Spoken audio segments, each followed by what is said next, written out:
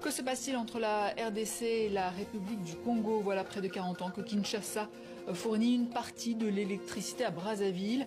Mais depuis quelque temps, les coupures sont fréquentes. Élément de réponse à suivre.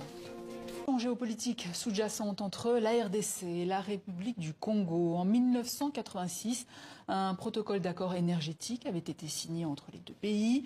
Depuis, Kinshasa fournit une partie de son électricité à Brazzaville. Mais en ce moment, les coupures sont fréquentes. Reportage Berdi Pambou d'Adisongo Ozo, récit Antoine Delpierre.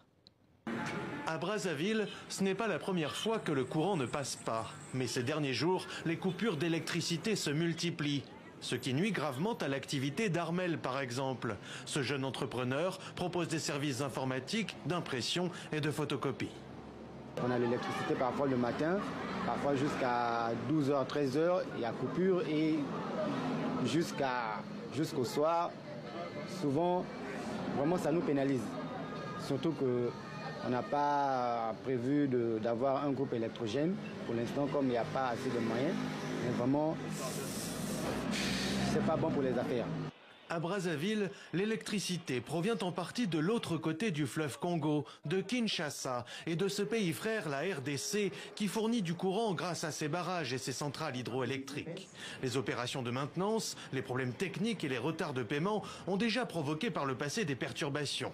Mais depuis que la République du Congo a décidé de concéder au Rwanda plus de 22 000 hectares de terres agricoles, ces coupures de courant prennent une toute autre dimension aux yeux de la société civile congolaise. Donner les terres aux Rwandais, c'est soutenir le Rwanda.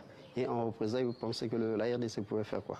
Ce sont des actions de représailles. Le Congo doit faire comme rétropédalage. Le Congo devrait rompre les accords avec le Rwanda pour essayer un peu de décrisper la situation entre les deux pays. De l'autre côté du fleuve, à Kinshasa, on assure que la réduction de l'approvisionnement en électricité à la République du Congo est liée à des problèmes techniques. Ça n'a rien de politique. C'est vrai nous ne voyons pas de bon œil que les Rwandais puissent acheter des terres juste en face de la ville de Kinshasa, le long du littoral du fleuve Congo. Cela nous inquiète.